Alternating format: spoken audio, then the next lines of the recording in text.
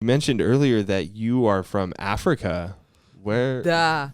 I didn't know that. That's something that's completely brand new to me. Yeah. I was born in Dallas. Okay. Dallas, Texas. Dallas, Uruguay? Yes, sir. Yes, sir.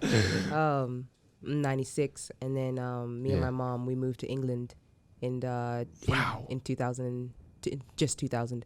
We moved to England. And then when she passed away in 07, that's when I had to go live with her family members who are in Africa.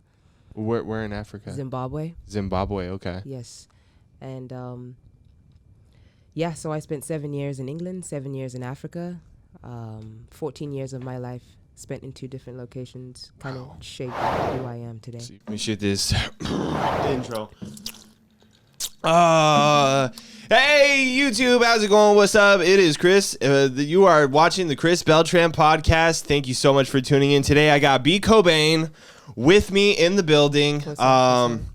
As if you guys do not know, she is an alternative artist. Yes. And she makes great indie alternative, and she makes great music. Thank you. Absolutely great music. Thinking about plagiarizing her sometime, so don't tell her. You will know. But thank you so much for joining us. Cheers. Thank you. We got some Tampico and vodka. Yes, sir.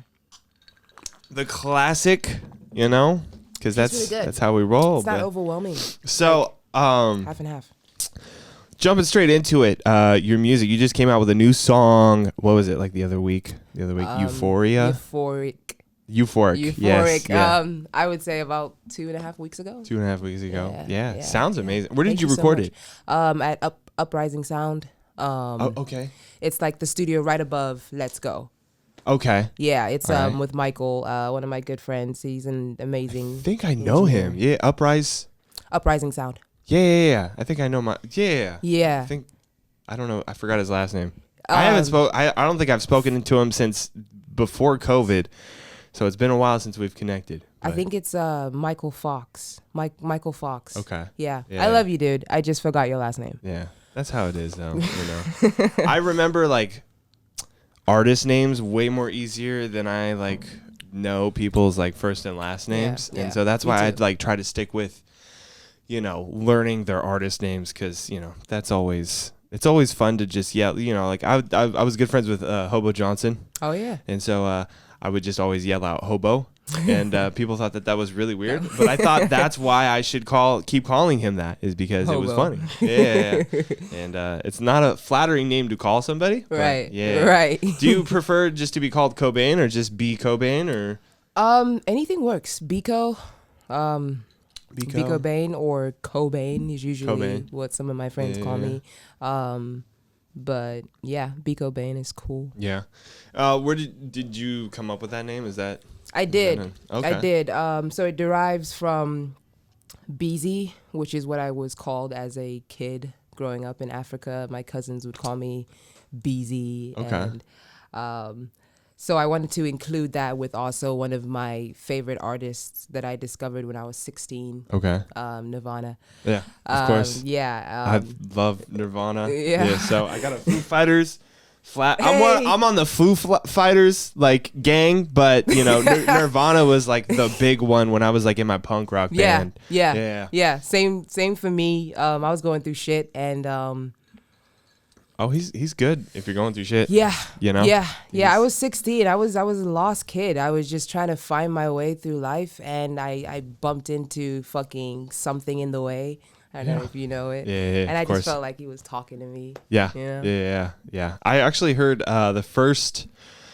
I mean, I've heard of, Nirvana, because it's so ingrained into pop culture. But I think the first time I heard really examine him was his MTV Unplugged. Ooh, and that's a classic. And then I was like, why haven't I listened to him before? And then I went back and listened to even his old stuff, off of Incesticide and stuff, and I was like, wow, I really slept on this dude. Yeah. Hard. Yeah. So yeah. I'm just now getting into more of the albums that they released before his passing, but when I was introduced to him, it was the actual Nirvana, their debut album, The Baby in the Pool and stuff.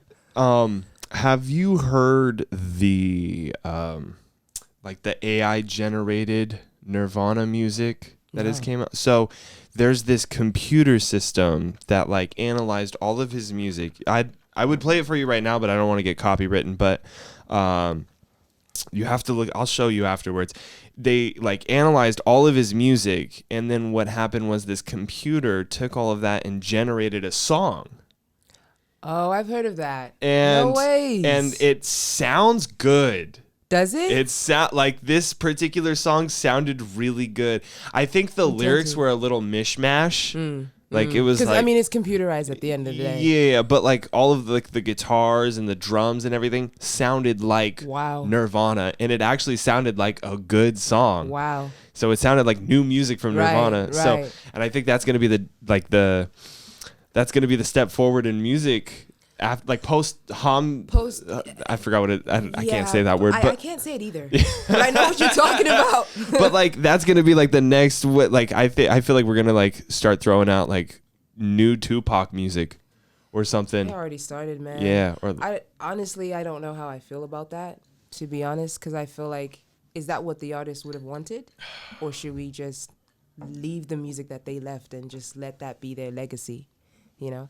That is a good debate. I don't know. I think we need to definitely it needs to be included in contracts now when getting signed and signing over like, you know, your likeliness to like a label or something. Yeah. I don't know if you heard, but Anderson .Paak actually just tattooed on his skin, "Do not release any more music after I die." That is classic. Yeah. What the fuck? So I need to do that. Yeah. So like if like that's one way to like really like sign it in is just like tattoo on your body contractual obligations, exactly. You know? Like you can't dispute that it's on his body. Like that's, you know, I think.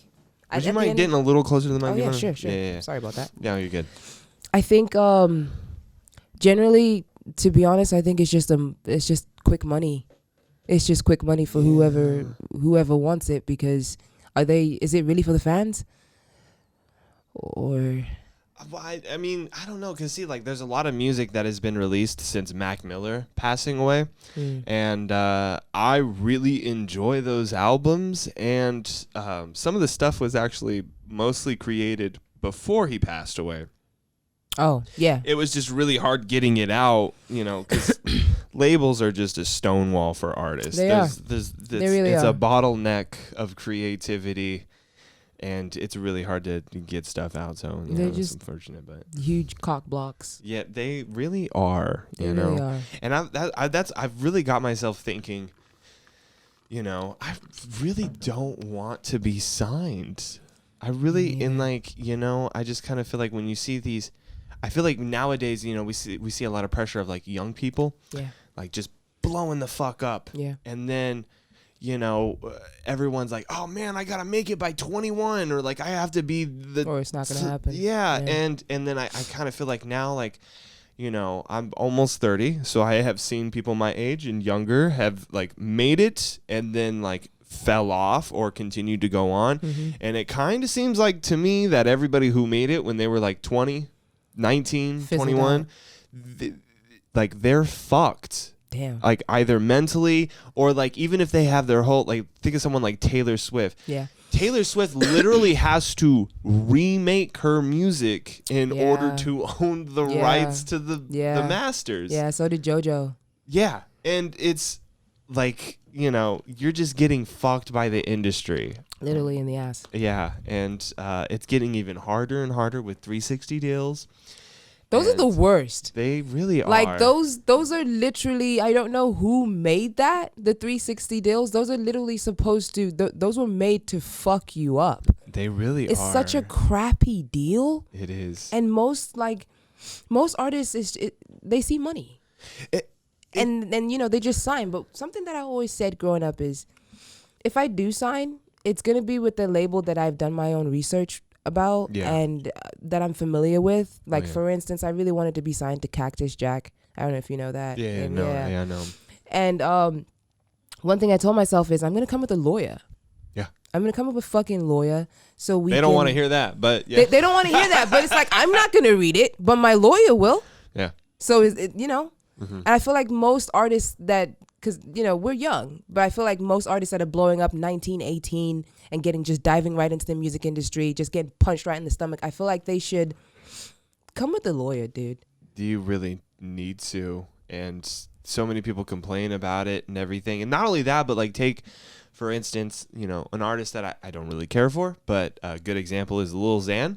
Someone who was put in this situation where they signed him up for it, and they've literally like just threw pills at this dude and literally created this false sense of reality so that he can continue making his shit. And the minute he became useless to them, the minute he wasn't generating enough money for them and what they wanted, they instantly scrapped his Tossed his ass to the side. They really did, you know. And part of that is maybe a little bit his fault, but you know, I would say that, like, how could you take like an 18-year-old and just give them a fuck ton of money, a massive amount of drugs, and a lot of puss, and you just like, hey, have fun and make stuff, and you're then, destined to fail, but yeah, and then like you get put in a room with like producers who are killing it. Producers are the top notch. They're the reason why the music industry is the way it is, and nobody realizes it. Mm-hmm. And so they know how to take just the utter garbage that you throw into the booth and then make it into this polished masterpiece and just put it in like the marketing machine. Yep. And they just know how to do that. They know. So, and then like the minute your like antics and stuff like get you in trouble, and they're like, hey, we don't want to work with you no more, right? Because pretty much you're not making money, right? You're creating a bad look for us. It's all about reputation at the end of the day, and you know, it's really sad. I've never gotten into his music at all. Like I've never heard one song from Lil Xan. Yeah, is that correct? Yeah, I've never heard any of his music. I don't remember any music of his. Yeah, me neither. But I just always remember just seeing this image of just somebody who's just drugged out all the time and just face tattoos.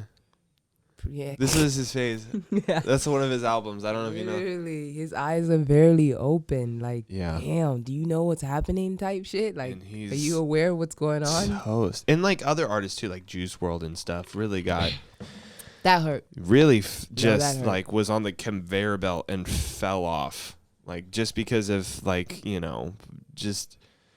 He was pressured by his like, you know, little tiny community to keep whatever he got going and stuff. And so same thing with like Mac Miller, and you know, there's a lot of people that fall victim to it. Like they're literally victims to this music industry machine. And that's like the last thing I want. And I know you probably don't want that either. No. And so I want to own my own shit. I actually like to surround myself with no men. You know, you have your yes men.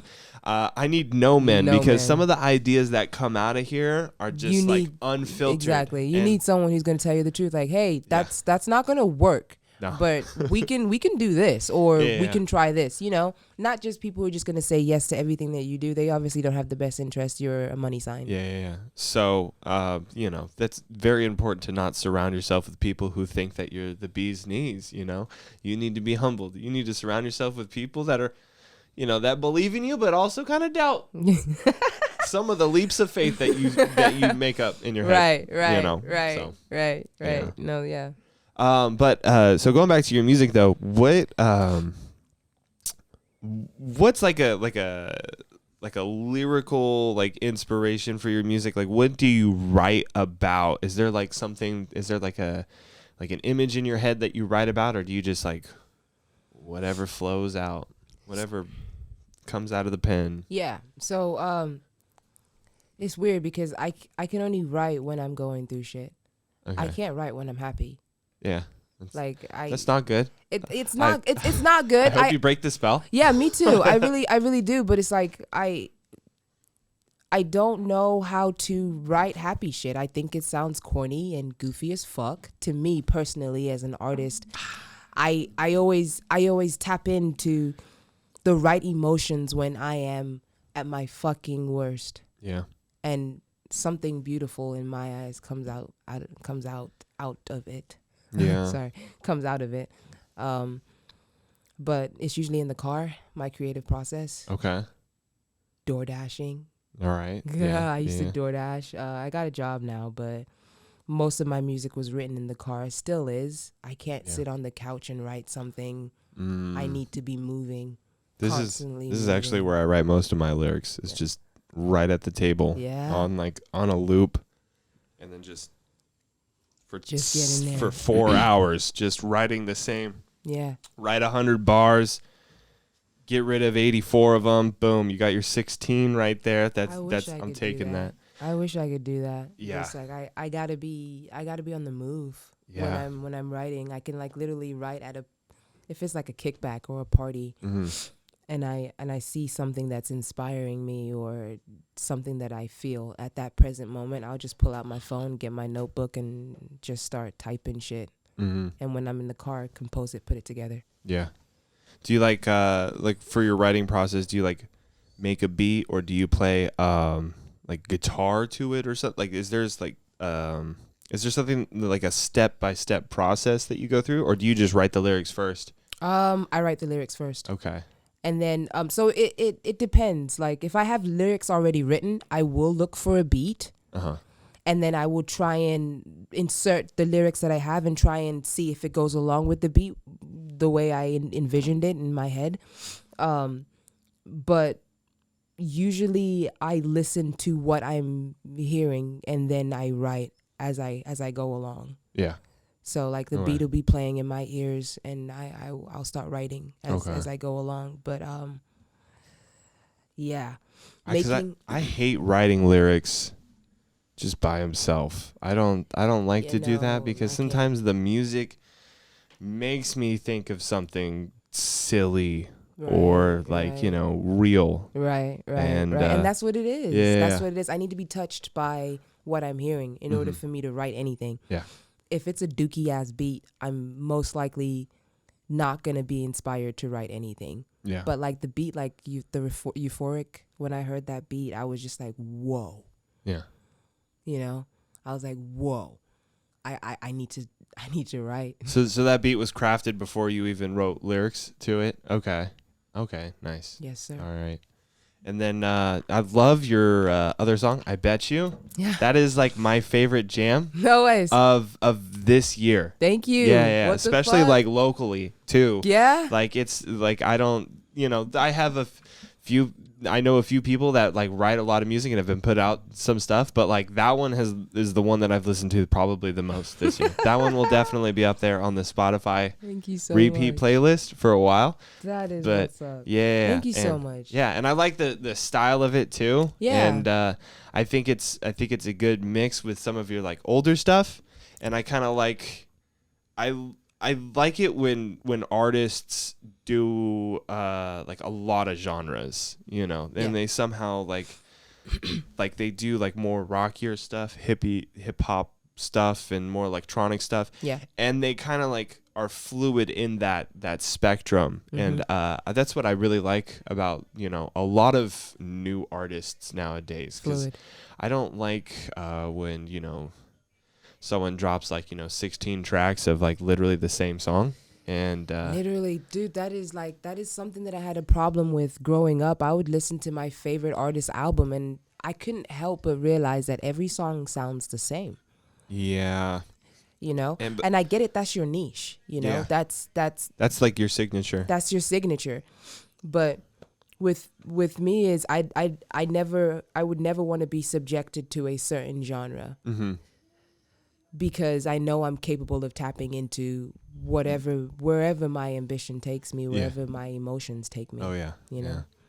Yeah, that's like, I don't know it, but that's like how the industry used to be, and I feel like it's gonna still take a little bit to get off of that beat that everybody knows, because when a lot of times when you're signed, and then you have like this one song that popped off, it's easier to sell 16 songs and pray that 4 of them make it onto a chart than if you were to just like write 16 songs of just like all over the place music, and hopefully something sticks. And so yeah, but I don't know, the industry has gone through some significant changes. It has. I feel like in this decade more so than any other, or in this past decade, like more so than any other decade because it's streaming. I think so. I think they glorify drugs. You think that's like the? I think that's my last song. I glorify. Listen, risky behaviors. I have no problem with it. Yeah. Because I do the same thing in my music. I talk about the drugs that I take and the shit that I go through. Like we all have stories. You know what I'm saying? My life was hard. My life was hard. I used drugs. You know what I'm saying? I just think though that like there's a difference between like something like your music and something like, like Norcos.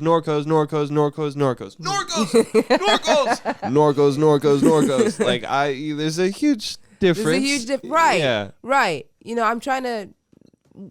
How do I describe it in the most understandable way? I'm trying to get you to feel what I felt. Yeah. That's it. And I feel like a lot of people miss the point. Because like they think that even back then, like in the 70s, the satanic panic was like a huge thing, but also like that like religious conservatism was so strong back then that counterculture like really like just had it in them to just like unleash this, and so that's like one way to balance it out. And so right now we have a lot of people that are just like, we're really like, we feel like we're supposed to be normal at all times. And I don't think anybody really is this classification of normal, No, and so I kind of feel like, when you drop a song about Norcos, you have to, that's the, like, that's like that unleashing of that, ideas against normalities, right? So right. And it's like, it sucks because something that actually has meaning, and you're actually saying something that somebody else might feel, those usually fly under the radar. Yeah. But stuff like Gucci man, that's gonna go viral. You know what I'm saying? And it's like, that was a good song though. I did like it when it came out. I mean, shit, it was catchy. It was really catchy. Yeah. So it was catchy, and that's what it is about these days. Yeah. It's just is whatever. It catchy? Yeah, there's no real, I think, like beats and repetitive lyrics in most cases. That's what's really like, there's nothing that's too deep too much anymore. At least, I mean, there's always deep music. There's always going to be deep music. There's going to be like people. Just harder to find. There's a market for everything right. in this industry, but I just kind of feel like on a massive chart, it's really hard to write deep music. It is. It is. And you're tapping into something that is really vulnerable, and if you listen to my music earlier, and when I first began, you can tell that it's. I'm playing around. I'm trying to find something. Yeah. But later on, as the time goes, I'm tapping more into my emotions and just being more vulnerable, which is something that I'm not at all. Yeah. I don't like vulnerability, especially if it's going to be showcased to the world. But I don't know. Pain is profit. Dude. That's it. Pain How can you profit. monetize your misery? That's how you write really good shit. Exactly. Like I feel like my best music, and not even just music that I've released, just like my favorite music that I've written, that I'm working on and everything. The best way is to go real with it. I've written love songs when I wasn't in love, and they're not nearly as good as like the when songs. And like, there's not nearly as good as other songs where I just like write about some real shit. And sometimes that's like happy. Sometimes it's really sad, sad, And so some of my happy songs are super dorky. And I kind of feel like that's what I have to write, is like really dorky music, because that's what hits in my head. Right. Like I feel, when you listen to like, I have a song called "Friend Like Me," and it's a geek song. It's for nerds. But like I'm a nerd. when you listen to it and you're like, dude, this guy's a fucking dork. Yeah, this guy's a silly Billy, and that's, that's what hits. Right. So. Right. That's how you were feeling. Yeah. As long as you're writing from a place where you actually feel. Mm-hmm. Oh, yeah. Someone's always going to be able to relate. Yeah. That's, that's all that matters. Yeah. And if you're confident with it too, I mean, you're always going to have people that aren't a fan, but, there's going to be people that dig the hell out of that shit. Right. People who don't fuck with your music, that's guaranteed. Yeah. People who do, it's never guaranteed. So my thing that I tell people is, a lot of, I don't know what your thoughts are, but a lot of people hate country music because it's very cheesy. I say bring on the cheese. Extra cheese, please. Like, my favorite country songs are the ones where you're like, did he just say that on the mic? This song is literally about beer. It's 4 minutes of drinking beer, sitting here, talking God, amen. That shit slaps. That's so good. Yeah. I'm not going to lie. I don't listen to country a lot, but I'm not opposed to it. I'm kind of indifferent about it. If it's on, it's on. I'm not going to say, turn that shit off. Whatever. It's playing. But I guess I think when I really became aware of country is when the crossover with Nelly and what's that guy's name? And it's all in my head. I think about it over and over again. That one. I forgot that one. I forgot. I don't know. I know he did a song with Florida Georgia Line. Yes. Was it? That's a classic, right? Yeah. That one is, but I don't think it's that one. No. But I can't remember which one that one was with. That was my first introduction to country. Yeah. And that's how country's going pretty pop right now too. It is. It's going crazy. It's on. Like I work at a diner, and 10 years ago you really never heard country in like a diner or like those type of places, and now you hear like that like pop country come in. Yep. And it's totally natural, works with the mix, because back then you couldn't hear like John Denver and then it switches over to like Nelly. It never did that until just recently. Wow. When, Florida Georgia Line, works with a pop artist, or like who was it? There was another I forgot his name. He's an electronic artist, but he worked with Maren Morris. Yeah. And they wrote a really hot banger.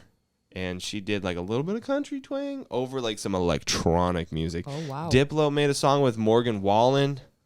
And I'm blanking on the song name. I should know more about country music, but I don't. Yeah. But there's like a lot of crossover right now. There is. And I love it. Yeah. It's always good to see, new genres being created. Oh, yeah. And I like those, when, alternative artists bring in, like a rapper. What is it? Glass Animals did a song with Denzel Curry. Oh, shit. And that shit was amazing. Glass Animals. It was really good. Glass Animals. Yeah. They just like broke the record for like a song. I know them. Heat waves keep bringing me out. Okay, yeah. So on that album, there's another song with Denzel Curry, and that shit really good. Out. It's really good. That's crazy because I feel like it has a great drop. Wow. I gotta hear it. Yeah. I gotta hear it. I'm definitely gonna play it. I'll play it for you. I'll play it for you afterwards. So we got the Kobayn song, and then the AI Kobayn song, and then we got that one. We're playing both of them. For sure, I definitely got to hear that. Yeah. Do you have any new music coming out soon? Always. Of course. That was a stupid question. I'm sorry, guys. That was embarrassing. Like, do you have like a release date, or do you have like a status on it, or no? So I'm still in the writing process of it. I'm actually really trying to push out a lot of videos. Okay. Yeah. I have a song called Ultraviolet that I made with the Jessies at Let's Go Studios. Shout out Let's Go. Yeah, let's go. So yeah, I'm trying to push out the video for that. I'm trying to get more videos out so people can get to know me. Yeah. I'm really awkward on camera. I won't look into the camera. Don't worry about it. There's one thing I've learned about putting 200 something videos up on YouTube, and it's Dude, the more awkward, the better. No one really knows. Listen, I'm telling you guys this now. I still don't know what the fuck I'm doing. No clue. You handle it really well, though. Thank you. You look like you've done it before, you know? I've been doing it for a while now, and it's definitely a learning curve. You just gotta just keep pumping shit out. That's really. What I want to do. I don't want to keep writing and then just keep releasing music without a visual. I want visuals out there now, and even if they're just like lyric videos. Right. That's what I started with when I first started. It was a whole bunch of lyric videos that I would find online, and I'd mash them together. I still do that, but I think this year is going to be about visuals of B.Kobayn. Like who the fuck is B.Kobayn? That what's your color? Right. You know, you got to have a color scheme. Exactly. I didn't really think about that until just recently, but like there's a lot of shit that goes into it. People don't understand. Really lot of shit. There really is. And it's tough to nail, you know? And sometimes that means compromising on some of your ideas too, because you have this like huge vivid idea as to like what you want to put out, and then like when it comes out, it's like you kind of it's like that last bit of toothpaste, and you only do a little bit, you know, and so it's a tough game to like filter all your thoughts into like, okay, well, if I had to make a red and yellow video, what is it going to look like? But and money. That's a bitch. That is a bitch. You know? Yeah, it really is. It's like a lot of money is coming out of your pocket. If I had known this like 2-3 years ago, the amount of money that I put into marketing, promotion, just trying to get shit together, I would be really, really well off right now. Yeah. Like I would be financially comfortable. But most of my money is going into what I believe in and what my passions are. Yeah. And that shit is not cheap. Even if you like even if you like fucking rock climbing. Yeah. And that's your passion. You're still putting money into that. You're putting gas, which is fucking insane. Let's not talk about that right now. I don't know what the fuck is going on, but like fuck you. Yeah. Like what the fuck? You're putting money into your car to drive to this location. It might be 5 hours away, 6 hours away. That's money. That's time that you're putting into. You know what I'm saying? And that's your passion, though. You like to rock climb. Shoot, I didn't even see you come in here. What's up, dog? What's going on, honey? Got my little dog in here in the studio. She's probably hella anxious waiting outside. She gets super so cute. Socially anxious. You know, she's got anxiety all the time because we can't like walk into We were trying to go to Starbucks this morning, me and my fiance, and I just like ran in for like 2 minutes. They did my drink quick. Come back out and the dog's like seasoned at the door, and so. Yeah. Oh, you're good right here, little honey. But yeah. Well, thanks for interrupting the damn podcast, you dog. We yell at this dog so much too. I feel so bad for it. We just yell at her. She's cute. She's so cute. She's so cute. Yeah. Just watch out. She's gonna probably want to leave in like 2 minutes. She's like, "Oh, okay. This is what you guys are doing. All right. See ya." You know. Yeah, but anything you do. Yeah, anything you love, and like you got to buy I wanted to. There's like a lot of stuff that I want to get into, but it's not like for passion or anything. Like I want to get into scuba diving. Ooh. And then you do research, and you're like, okay, so I have to like buy this, and I have to take this course, and this course takes 3 weekends and everything, and it's like you're down 3 weekends. You're probably paying for how much is the course? It's $550-ish, and then you got to do the rentals, or you can buy your own equipment. But shit, I don't live near water, so it's not really worth buying the equipment. So you gotta have to rent it every single time, and that's like a few $100. And then it's once before you know it, it's like you're budgeting $1,000 and stuff. And but you love it, right? Well, I haven't done it yet. But like just in general, you love it, right? All right, pull out that 500. You know what I'm saying? Like, pull it out. And so, but like there's, I don't know. If you're passionate about something, dude, it costs a lot of money. Really costs a lot of money. And like, even if you're passionate about consuming media, You know, it's either you're putting in so much money or you're putting in so much time. You know, that's why I used to be really, really into video games. Yeah. Like I used to play video games all the time. I'd come home, run home. Fuck friends, dude. I want to play this game so bad. And like as I got older and started doing music, and then it's like, okay, what am I taking seriously? And so then I, had to move in the direction of music, and it's I really just eventually sold all my video games and everything. Wow. I have video games now because, just accumulated them over that's some of them. There's mainly DVDs and what. Oh, yeah, there's all the video games up there. That's a lot. Yeah, and, now my brother plays a lot of video games, so I just, if a game comes out and it's good, I'll wait about 2 months and then I'll borrow it from him. So I have a system, So, but. I wasn't really a gamer. I mean, not really. Am I throwing GTA. a voice into the mic? Sorry, you're good. Sorry. No. Wasn't really a gamer much. GTA. Yeah. Fucking 2K. Okay. But like long nights, long hours just playing GTA, trying to complete a mission that was just kicking my ass. And you have nothing to show for it now. Nothing. Like I literally have nothing to show for it except for like the ability to recall information that is completely useless, I can't even say it on the podcast. Like I literally can't go off on like, some game because like it's totally useless. I'll lose everybody. So it's just like locked away information. Right. Just completely useless, you know what I mean? Yeah. Just useless. I could relate to that information too, That's where I get the inspiration for my music. Yeah. So, yeah. But no, so I just had to eventually just not play. Now I just play like Mario Party with my fiance. That's cool. Which that's is fun. That's fun. That's a good pickup game. You don't have to be good. It's actually preferred that you're not good. You're not. Yeah. I played it with Jesse and Mateo one time at the crib, and it was fun. That was my first time. Oh yeah. Yeah, I didn't know what the fuck I was doing at all. That's the fun part. Yeah. Yeah. But Matt was patient. He helped me out. But yeah, I didn't know what I was doing, but it was fun. Yeah.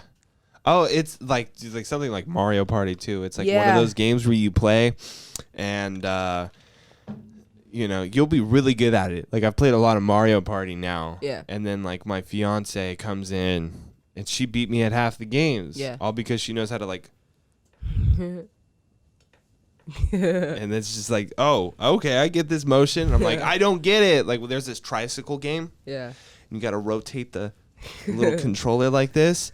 I lose every single time to everybody. Wild. And I've played more video games than anybody. That's good. I think maybe it's the motion, the constant That's movement. why I don't. Right when motion controls started hitting off, that's when I started falling off. So, yeah, my video game career ended around that time. It's done. Yeah. I wanted to ask you a question. Yeah. You mentioned earlier that you are from Africa. I didn't know that. That's something that's completely brand new to me. Yeah. I was born in Dallas. Okay. Dallas, Texas. Dallas, Uruguay? Yes, sir. Yes, sir. 96, and then me and my mom, we moved to England in 2000, just 2000. We moved to England, and then when she passed away in 07, that's when I had to go live with her family members who are in Africa. Where in Africa? Zimbabwe. Zimbabwe, okay. Yes. And so I spent 7 years in England, 7 years in Africa.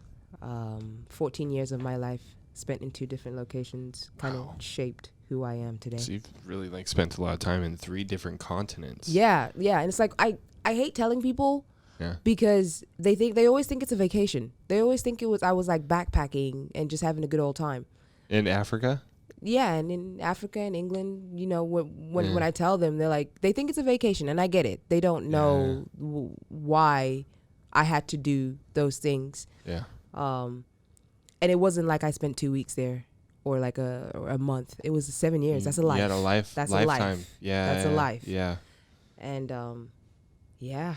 That's so crazy. So and then you came back to SAC when? Or you came into California? So, yeah. My mom, I guess, the last thing that she wanted me to do is when I'm 18 to come back to the United States. That's what she hoped for me. And so that's what my family members did, I guess. They abided by what she wanted.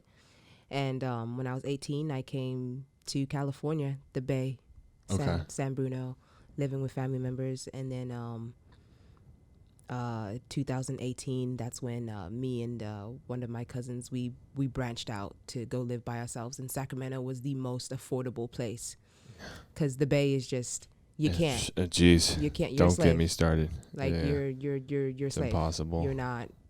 You're not working to live. It's not even like, it'd be different if you're like, oh yeah, I pay this much to live in the Bay Area and there's no homeless people, there's no crime, everything's great. It's not like that out there. It's like you're paying premium for less than basic. Literally. You know? Literally, and you have to have at least like 5 roommates in order for it to 5 or 4 in order for it to work out. Yeah. Like, you know.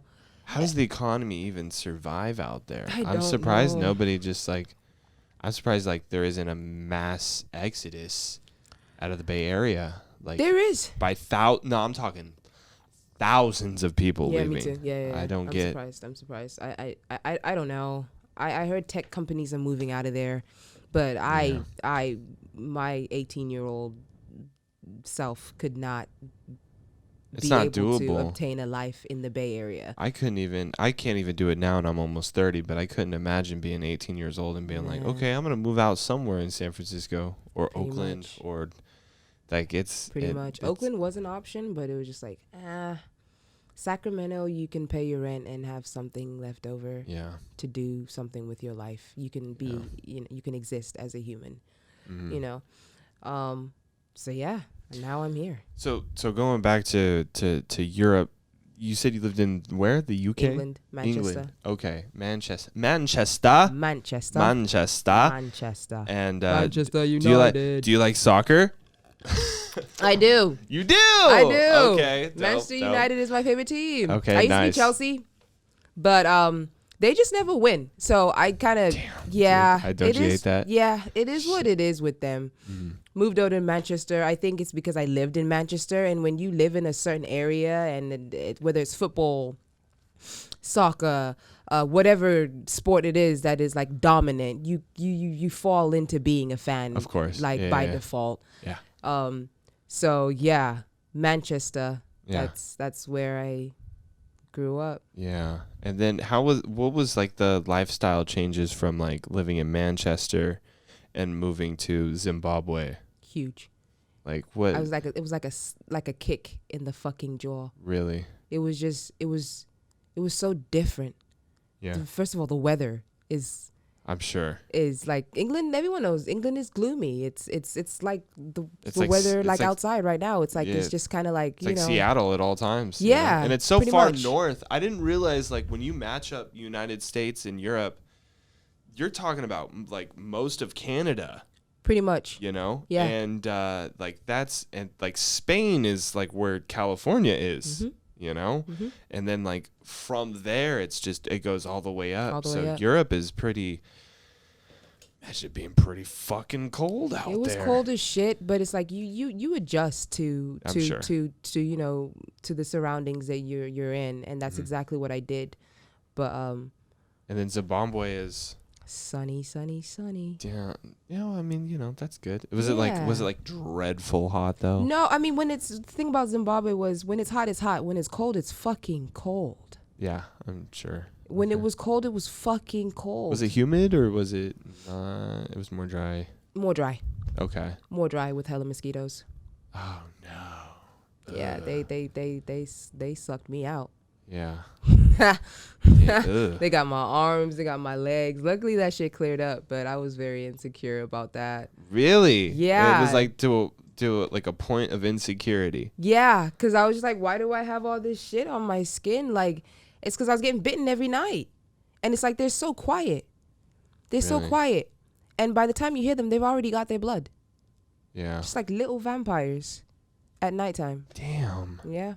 You know, I heard if you eat a lot of garlic in your diet, they will not bite you like, as much, or like they'll get sick when they bite you. Yeah. And so that's one way to.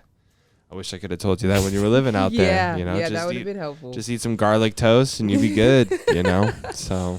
Yeah. But damn. So and then I'm sorry. You came back to the United States by yourself, or did you? By myself. You did, and then you met up with family though out there. They just sent me on a plane. Wow. Yeah. Right when you turned 18. Okay. Some shit happened. I'm not gonna get into it. Okay, of course. Yeah. But like, it influenced their decision to just be like, all right, we're done. Wow. I mean, I was a bad kid. Really? But it's just like.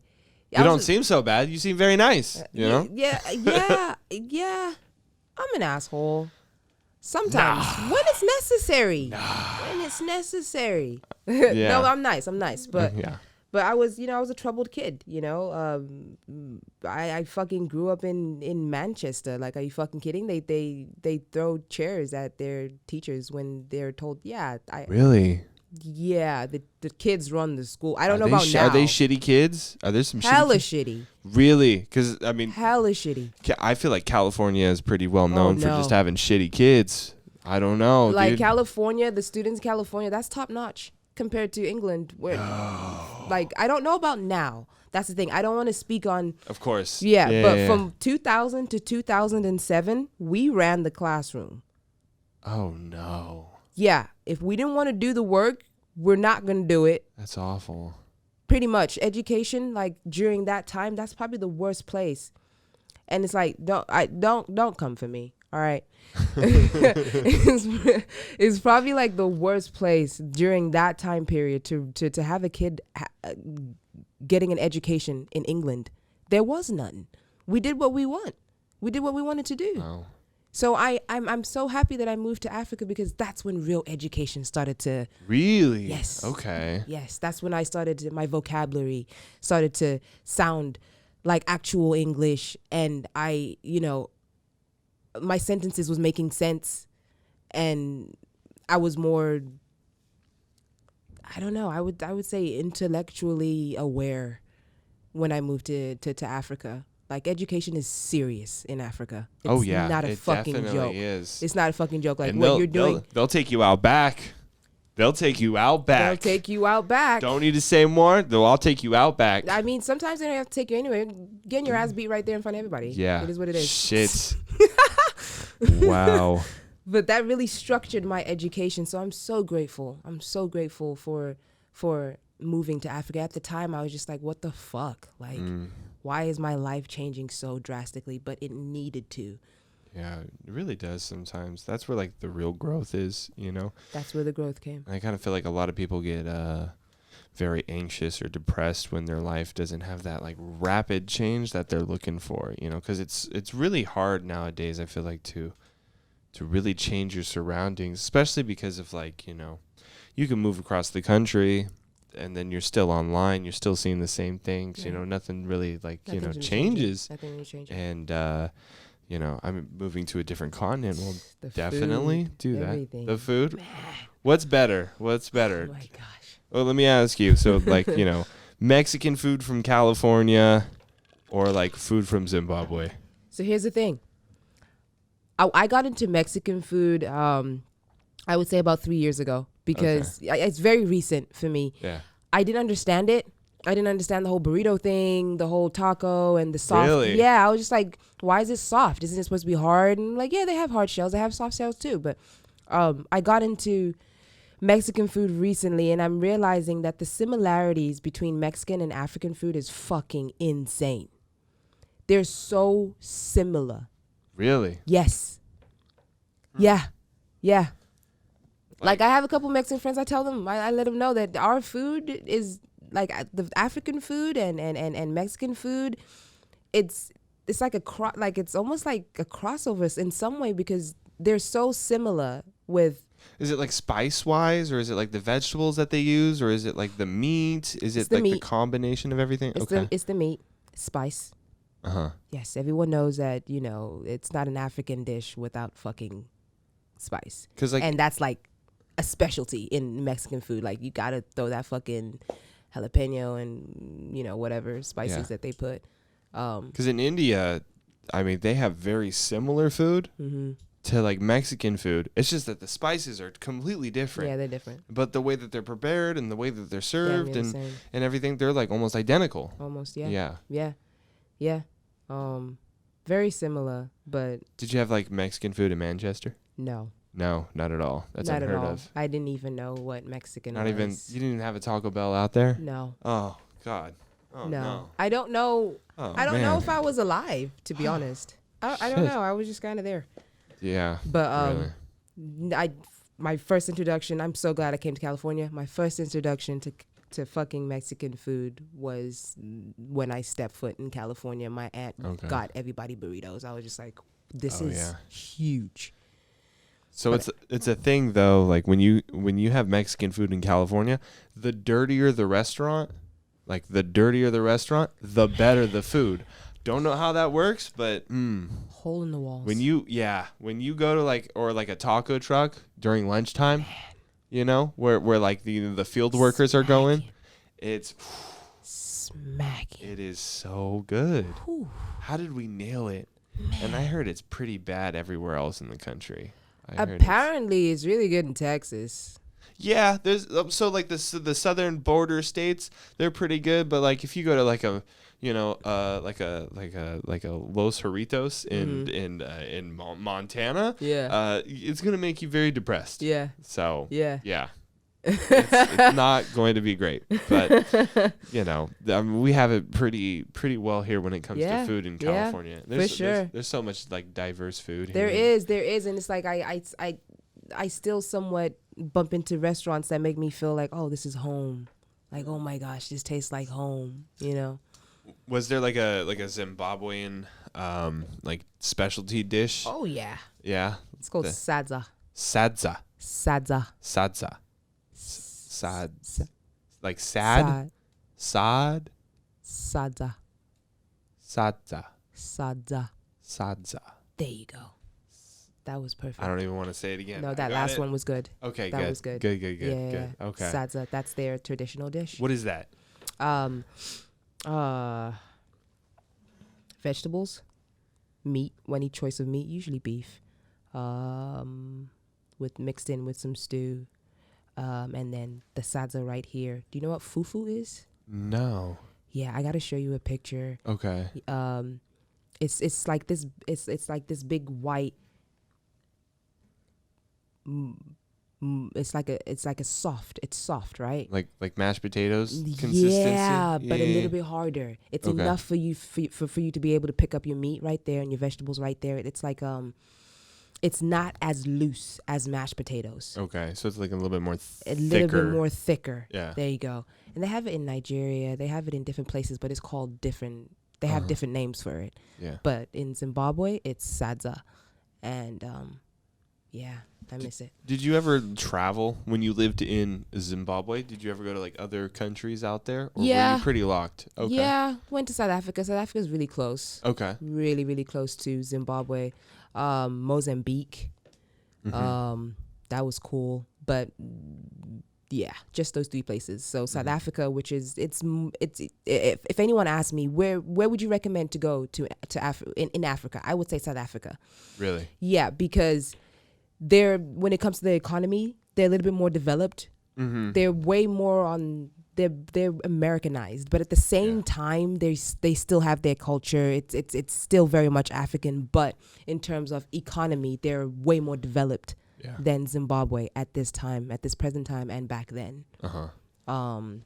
They got prime real estate, because they're at the bottom, and that's what a lot of people stop at. And so I think that helps. Beautiful beaches, really, absolutely beautiful. Wow, yeah, beautiful.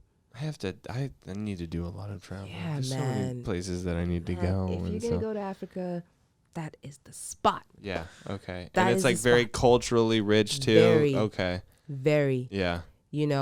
They're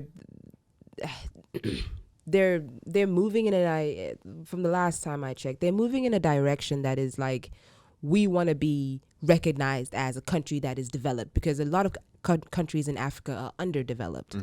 So it's like, you know, they strive, you know, they're proud about it, which they should be. You know, they've done a lot of development in their country, and that their country is absolutely beautiful. So is Zimbabwe, but politics get in the way sometimes. Yeah, they do, and they just fuck everybody up. I mean, they do here too. It's everywhere. It's everywhere. It's really everywhere. But for the underdeveloped countries, if politics get in the way, they're hit harder. They're hit harder because the country's not even developed, and there's politics. Yeah. What the fuck? Let's sort out the roads. Let's cover the potholes. Yeah. What kind of like government was in Zimbabwe? Like, was it more like of a republic or a democracy, or like, did they have elections and everything? Did everyone vote? They did. But here's the thing, like, they had one president for 40 years. It doesn't seem like a fair democracy. They had a democracy, but it wasn't fair. It wasn't a very fishy sounding democracy. It wasn't. It was like, you know what I mean? Very weird. And I'm just like, I remember getting there. I'm just like learning about the president and all that stuff, and just people telling me, yeah, he's been in there for 35 years. Who the fuck wants that job for that long? That's what I'm like. That's like, it's so like, he didn't want to get the fuck out. Like, why? I don't know. Just take your winnings and leave. There's nothing else for you to get. I don't know. If I remember correctly, he became president in 1980. Jeez. 1980. Before like cell phones and shit. Literally. Now he has a cell phone. Literally. He passed away, R.I.P. Maybe. Who knows? R.I.P. Who knows? Who really actually knows? Just rest. Let's just close just our eyes. Rest. Yeah. Just relax, dude. See, that's why, like, I'm so confused at our current president, because I'm like, dude, why the fuck would you want to spend the last years of your life, which, by the way, you got money. Like, money ain't an issue. He's been having money. And it's just like, why would you want to spend the last just years of your life Biden just in the shittiest job in the world? Like, it's literally the most stressful job in the entire world. Literally like, you're in charge of so much as a elderly man, because that's what he is. He just dosses, like he's type shit, you know, like he just really be knocking the fuck out. Like, I feel like sometimes my day is stressful, and I'm making dumbass YouTube videos. Like, this guy's running the free world, and he's tired. Literally. You know? It's like, I mean, I don't know. I don't know, dude. If that's what you want, okay. All right. You're in there. You're in there. Man, shit, dude. If I was that ballin', this is what I would say to everybody. This is goodbye. Goodbye. I'm rich and old. I'm out of here. I'm rich and I'm old. You will never hear from me again. Literally, like it's over, dude. If I had millions in the bank, and like my kids were set up in other countries. Because here's the thing, Biden's been into politics. He's been into the whole politic world. He's been politicking for a long time. For decades, probably four decades, 5 decades, or something like that. He's not new to it. No, not at all. He knows what's up. This was obviously his dream. He wanted to be in there. He's in there. He's doing. Well, he ran, I think, in the 80s, and then he kind of got caught plagiarizing like a speech, and kind of like wasn't a strong candidate back then. Yeah. And then he hadn't run, and then he was VP with Obama, and then I feel like he was just I feel like they sat in a room with him, and they're like, dog. Okay, listen, we're going to lose against this atrocious nightmare we got in office right now. We need we need more than a Hail Mary right now. We need to put a familiar face in there. We need a safe one. We just need a safe call. I think that's what they did this time. And that's what they did. Like, Trump was just so sporadic and just so like just so, what's the word? Just everything he did was just very unplanned. He's just spontaneous. He's just right, like fuck it. Right, literally. He would just say what the fuck he wanted, where the fuck he wanted. He didn't give two shits about nothing. And it's like, people weren't used to that. No. But I think that's why he won, though. That's why he won. Because when you sat there and he called Jeb Bush a pussy, and everybody was like, "Hold the phone. Let's listen to this guy." That's exactly how this is how he talks. And I'm not gonna lie. Ever since he became president, because I pay attention a lot to politics and everything, and I have opinions, and ever since then, I started talking like this, and I feel like, and I'll talk to a Trump supporter, and they do this too, and I think we just do this motion. Like, because we watched him too much. Like, he influenced us too much. This is, I walked into a room. It was a room, and I said, "Wow, this is a room." That's like wow. That's like what he does. I don't know, but he was the funniest president. He was entertainment. Like, people don't understand. Don't take him seriously. Like, he literally came off a fucking reality TV show. He hugged the flag. He went up to a flag and just. And people were like, "See, he loves this country." And I'm definitely going to miss him. I hope he doesn't come back.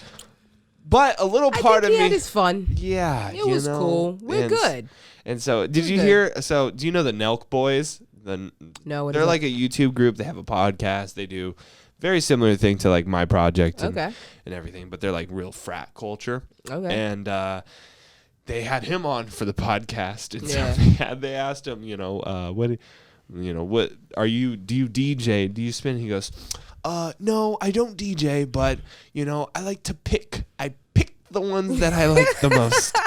It's just like, what the fuck, dude? Everything that comes out of this guy's mouth, I can't take seriously. He's a clown. He really is a clown, and he's the closest looking to a clown than any other. Yes, he really is. Like, physically, I'm not saying that as like. No, like, he would put on a clown suit every day. No, I'm talking like he's literally orange.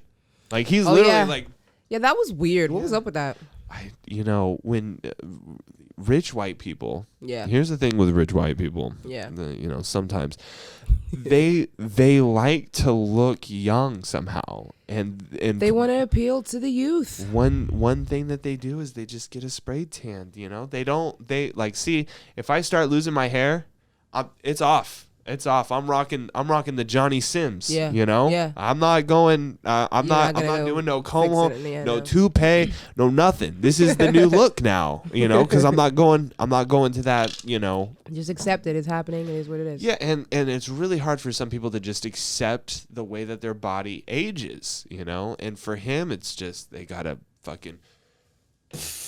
It was just awkward seeing him all the time. It was just like cringe. It was just like, he's saying something right now. But you know what?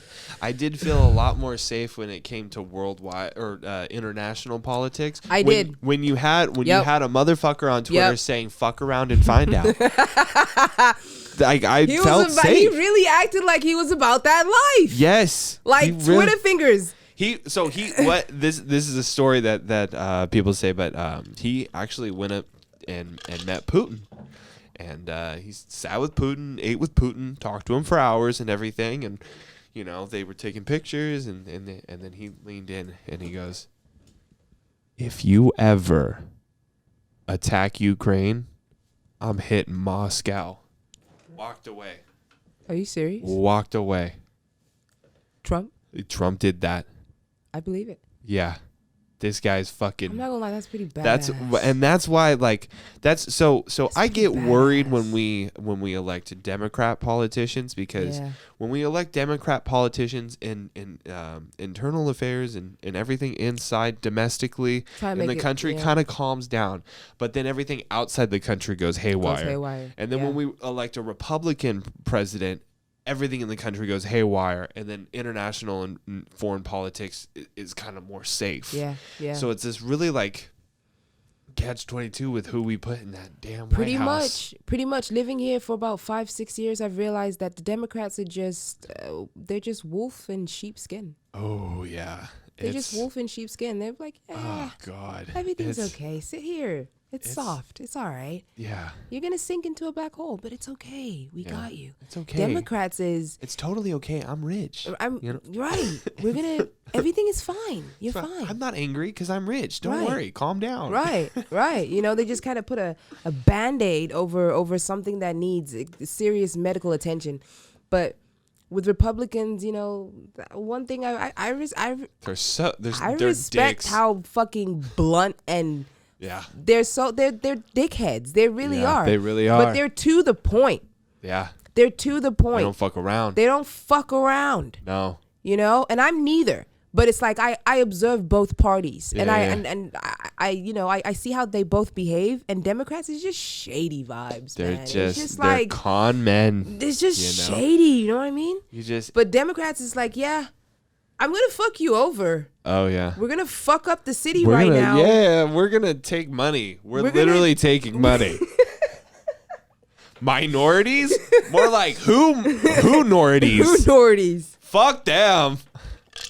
Literally. They'll just say whatever. And it's like, I'd rather send the Mexicans back. Like they just pop shots without even giving a shit. Like one of the, was it Lindsey Graham from South Carolina? He's one of the people. He just says, we need to assassinate Putin.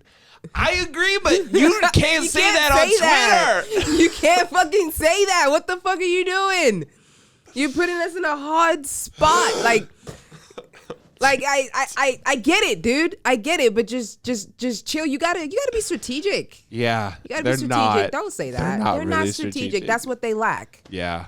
They're not strategic at all. They're just kind of haphazard all over the place. Yeah, you do this, we're gonna nuke you. That's why I want to get into politics. Yeah. So bad. Yeah. I want to run as a Republican. No ways. Yeah, and you know what? My first order of business, legalizing abortion across the board. Legalizing it? Legalize it, and I want to do it as a Republican. Wow. And that would be very interesting, friend. First off, this is how I'm going to win, all right? This is how I'm going to win. All right, let me know. Who's getting abortions, guys? Who's getting them? Think about it. Okay. Think about who's getting the abortions. Teenagers. Well, I mean, politically, who's getting abortions? Women. Politically, politically. If there's people that are right and people that are left, who's getting the abortions? People on the left. We can use a reduction in numbers here, guys. You're right. We can use a reduction in numbers. By the way, I would rather pay for one person to get 12 abortions than pay for one shitty kid in this California system. I'm telling you that. I work at a high school in California. I got to clean up after these guys. Maybe we can let abortion happen. Maybe. I'm just saying. Yeah. I just feel like there's too many people on the planet. But at the same time, here's the thing, don't misconstrue my words. It's like I feel like as a Republican, legalizing it would be fucking huge. That's not what anyone expects you to do. Yeah. That'd be huge. It's a Chad move. It is. Hey, I won. First order of business. Let's do some liberal shit. Literally. That'd be a way to stir it up. That would be like literally just stirring the pot. I feel like I can convince. I feel like I can convince Republicans to do this. I feel I'm the guy to do it. And they'll listen to you. They would listen to you. Oh yeah. Because you're not coming from a Democratic mindset. Because I just say shit. Just like the rest of them. Right. So it's like when you say shit just like the rest of them, they'll be like, oh, hold on a sec. This guy's on to something. Right. No, I feel like they're tripping. They really tripping in Texas about the whole, is there exceptions? Okay, that's some mic business going on. By the way, it's a theme on this podcast. About an hour into the podcast, things just start falling apart. Oh shit. Yeah, but it's totally fine. Okay. But I kind of have a conspiracy on some of the Texas laws on abortion. Okay. I think it's to prevent people from California, New York, and Chicago, and some of these more liberal states that are going through a lot of issues with their politics and economies. I think it's to prevent people from moving to Texas, because a lot of Democratic people are moving to Texas because they're like, oh, it's too expensive to live here. I can't live here, so I'm moving to Texas. And then you're going to vote blue, and then you're going to flip the state. And that's what that state really doesn't want, because they've always been Republican for at least the past few decades, you know?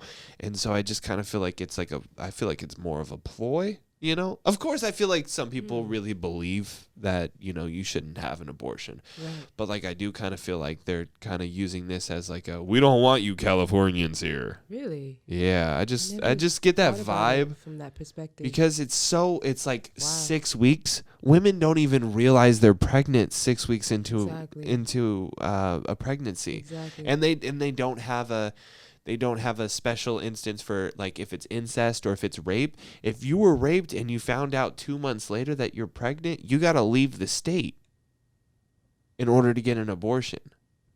That's what they put in place. That's the rule. So even if it's rape or incest, like, it literally, the baby literally has to have the ability to kill the mother in order for them to abort it past 6 weeks.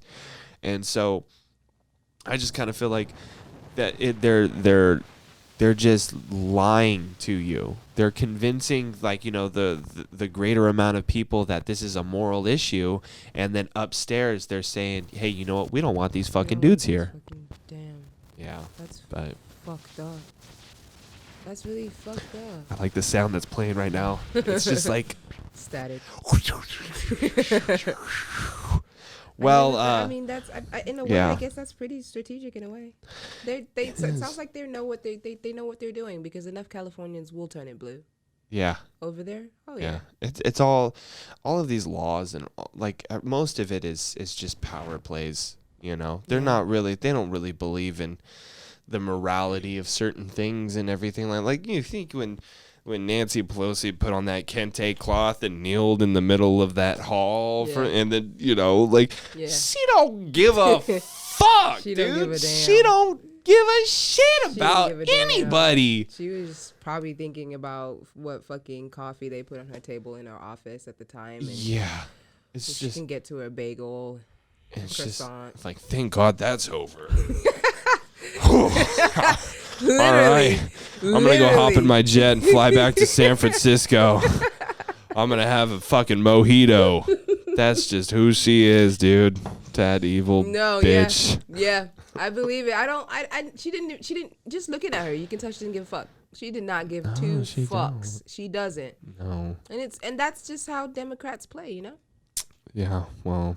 That's how I'm gonna play when I'm in there, not giving a fuck, dude. I'm going in there and I'm writing my own rules. People love you. Thank you. They will love you because people love assholes. They do. Yeah, they really Thanks for calling me an asshole. No, dude, like, I am one too. Yeah. No, real recognize real. Exactly. Yes. Exactly. Yeah. And they will love you. Yeah. Try it. So that's what I'm going to do. That's what I'm going to do. Well, it's actually all the time that we have on the podcast. I think this is a good way to end it. Yeah. You know, we covered everything. We really did. Thank you for having me. Yeah, I got some music to show you right now. Oh, yeah. So, well, guys, thank you so much for tuning in. B.Kobayn, we got links down below in the description, so please check her out. Follow her on Instagram. Look her up on Spotify, and we will catch you guys next time.